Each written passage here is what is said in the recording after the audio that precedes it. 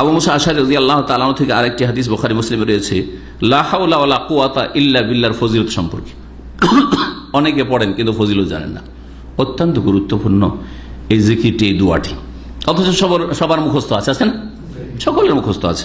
কাল আলী রাসূলুল্লাহ সাল্লাল্লাহু আলাইহি ওয়াসাল্লাম বলছেন যে আমাকে রাসূলুল্লাহ সাল্লাল্লাহু আলাইহি ওয়াসাল্লাম বলেছেন, আলা আদুল্লুকা আলা কানজিম মিন কুনুজিল জান্নাতে, তোমাকে কি জানিয়ে দেব না জান্নাতের ভান্ডার সমূহের একটি ভান্ডার সম্পর্কে? জান্নাতের ভান্ডার, দুনিয়াতেই জান্নাতের ভান্ডার জানিয়ে দেব না? অবাক করা কথা। এটা হচ্ছে বাকভঙ্গিমা, হ্যাঁ, বক্তার আকর্ষণ সৃষ্টি করার জন্য। যদি এমনি বলে দিতেন যে লা ইলাহা ইল্লা হাওলা ওয়ালা কুওয়াতা ইল্লা বিল্লাহ বলো, এটা হচ্ছে জান্নাতের ভান্ডার, জান্নাতের খাজানা, হ্যাঁ, কানজ, তাহলে হয়তো খেয়াল করতো না। তোমাদেরকে একটা কথা বলে দেব কি, সবার কান খাড়া হয়ে গেছে, তাই না? সজাগ হয়ে গেছে, হ্যাঁ, সবার অ্যাটেনশন এখন, জি, মনোযোগী এখন। শুনবে তোমরা, জান্নাতের ভান্ডারের একটা ভান্ডার তোমাদেরকে আজকে বলে দেব। বলেন ইয়া রাসূলুল্লাহ, অবশ্যই, কেন বলবেন না? জি হ্যাঁ। বলছেন নবী করিম সাল্লাল্লাহু আলাইহি ওয়াসাল্লাম, ফাকুলতু বালা ইয়া রাসূলুল্লাহ, বলছেন আবু মুসা আশআরী বলে, অবশ্যই, কেন বলবেন না? বলেন ইয়া রাসূলুল্লাহ, লা হাওলা ওয়ালা কুওয়াতা ইল্লা বিল্লাহ, লা হাওলা, আমার কোনো শক্তি নেই, ওয়ালা কুওয়াতা, কোনো ক্ষমতা নেই। হাওল মানে নড়ার সরার কোনো ক্ষমতা নেই, ওয়ালা কুওয়াতার কোনো শক্তিও নেই।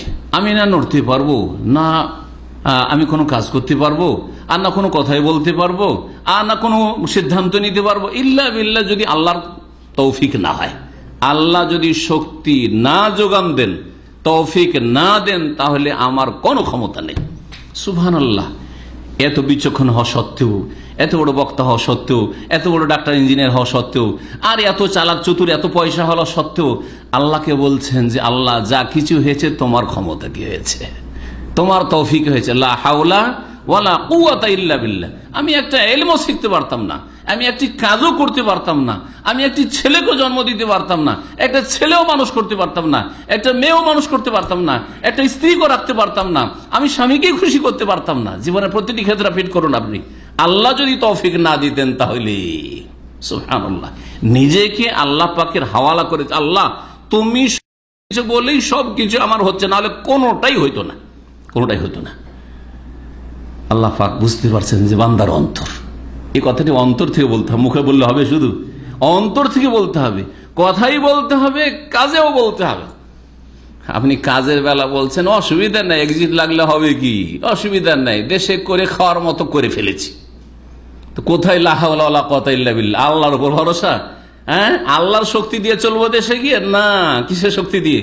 আমার জমি জায়গার শক্তি আছে, আমার মাসে 2 লাখ টাকা ভাড়া আসছে, ওই শক্তি দিয়ে চলার কথা বলছেন আপনি, তাহলে কোথায়? কাজের বেলা তো না।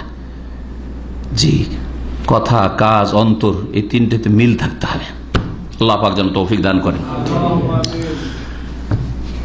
এই ছিল লা হাওলা ওয়ালা কুওয়াতা ইল্লা বিল্লাহ, জান্নাতের খাজানা বা জান্নাতের ভান্ডার, কানজ।